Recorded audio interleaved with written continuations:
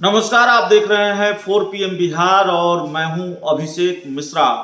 लोक जनशक्ति पार्टी रामविलास के राष्ट्रीय अध्यक्ष चिराग पासवान की बात एक बार फिर करेंगे। दरअसल चिराग पासवान बिहार की पॉलिटिक्स में और खासकर मौजूदा वक्त में बिहार की पॉलिटिक्स में एक मजबूत फैक्टर हैं और इसलिए चिराग पासवान का एपिसोड जो है वो बार बार सामने आता है और चिराग पासवान की बात बार बार आपको करनी पड़ेगी। चिराग पासवान का जो प्लान है उसको समझना पड़ेगा।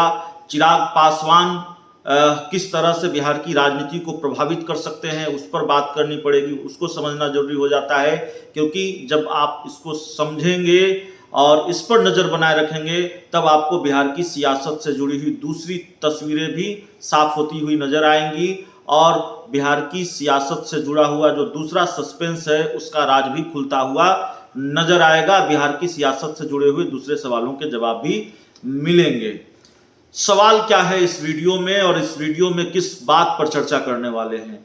सवाल यह है कि चिराग पासवान और भारतीय जनता पार्टी के बीच की डील, जिसकी चर्चा हम अक्सर करते हैं, और वो डील क्या है?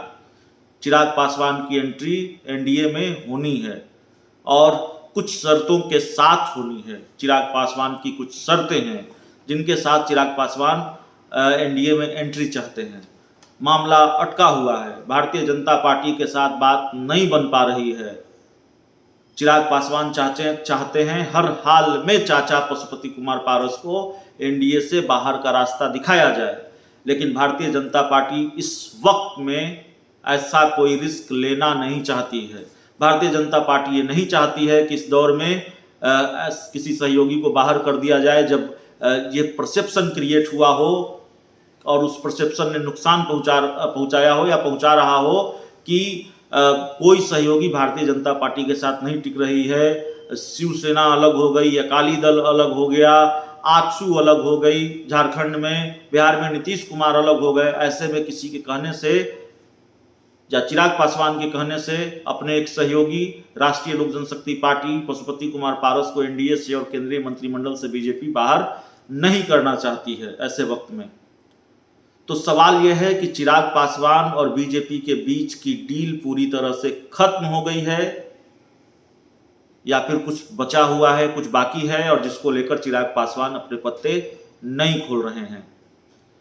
देखिए, चिराग पासवान अपने पत्ते नहीं खोल रहे हैं और जो सवाल हमने किया कि डील पूरी तरह से खत्म हो गई है या डील बाकी है और सस्पेंस क्लियर नहीं करना चाहते, चिराग पासवान अपने पत्ते अभी नहीं खोलना चाहते, तो इसका जवाब यही है कि डील पूरी तरह से खत्म नहीं हुई है। बीजेपी और चिराग पासवान के बीच डील अभी बाकी है, पिक्चर अभी बाकी है और चिराग पासवान ने ही सस्पेंस बनाकर रखा है, वो अभी अपने पत्ते नहीं खोलना चाहते। लेकिन संकेत चिराग पासवान की तरफ से मिल रहे हैं और बहुत मजबूत संकेत मिल रहे हैं कि भारतीय जनता पार्टी और चिराग का जो रिश्ता है वो धीरे धीरे प्रगाढ़ हो रहा है। हालांकि कई बार हम ही आपको बताते हैं जिस तरह का घटनाक्रम होता है, जिस तरह से तस्वीरें और अंदर खाने से जो जानकारियां सामने आती हैं कि चिराग और बीजेपी के बीच दूरियां बढ़ी हैं, लेकिन मौजूदा वक्त में नज़दीकियां बढ़ी हैं ऐसा लगता है। केंद्र सरकार का एक फैसला जिसको लेकर देश के तमाम राजनीतिक दल और खासकर वो राजनीतिक दल जो बीजेपी के साथ नहीं है, उनके साथ गठबंधन में नहीं है, वो इस फैसले पर सवाल उठा रहे हैं, बीजेपी पर निशाना साध रहे हैं।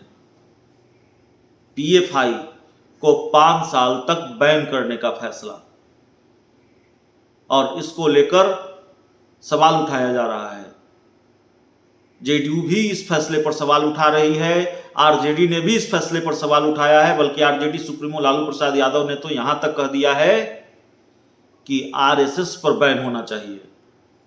लेकिन चिराग पासवान एनडीए का हिस्सा नहीं है, बीजेपी के साथ नहीं है, बावजूद उसके केंद्र सरकार के फैसले के साथ मजबूती से खड़े हैं, बीजेपी के साथ मजबूती से खड़े हैं। और जैसे ही ये बात सामने आई, ये फैसला सामने आया कि पीएफआई पर 5 साल का बैन लगा है, चिराग पासवान ने तुरंत ट्वीट किया और ये लिखा कि भारत में 5 साल के लिए राष्ट्र विरोधी एवं असामाजिक तत्वों जैसी गतिविधियों में लिप्त पीएफआई जैसे तमाम संगठनों को बैन कर देश की सुरक्षा के हित में लिए गए भारत सरकार के फैसले का मैं स्वागत करता हूं।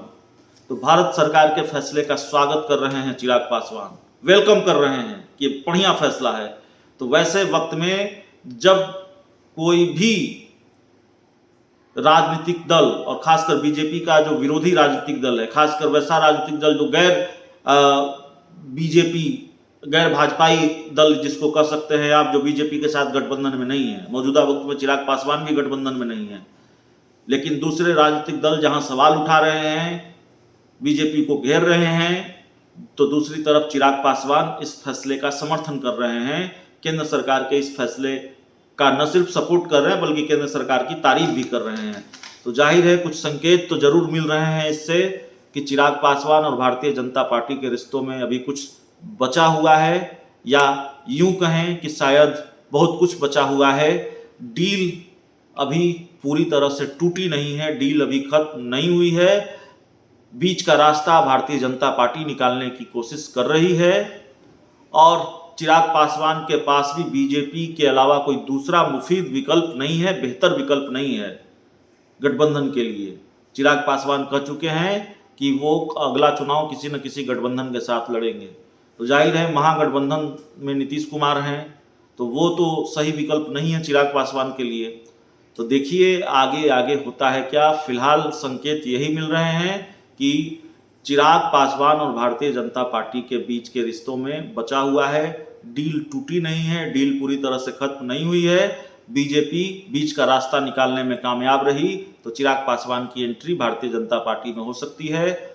बहुत कुछ सस्पेंस है, पर्दा डाल रखा है चिराग पासवान ने, अपने पत्ते नहीं खोल रहे हैं, लेकिन जो अंदर खाने की जानकारी है वो जानकारी यही है कि कुछ डेवलपमेंट हुआ है भारतीय जनता पार्टी और चिराग पासवान के बीच में। जो डील की बात चल रही थी, जो दोस्ती की बात चल रही थी, जो गठबंधन की बात चल रही थी, उसमें कुछ अपडेट सामने आए हैं, उसमें कुछ डेवलपमेंट हुआ है, बातचीत थोड़ी आगे बढ़ी है, लेकिन अब चिराग पासवान अपने पत्ते नहीं खोलना चाहते। कब तक खुलेगा, उम्मीद है क्या बिहार उपचुनाव तक चिराग पासवान अपने पत्ते खोल देंगे। तस्वीर शायद बिहार उपचुनाव तक साफ हो जाए। इस पूरी रिपोर्ट में इतना ही, इस पूरी खबर में इतना ही। बहुत बहुत धन्यवाद।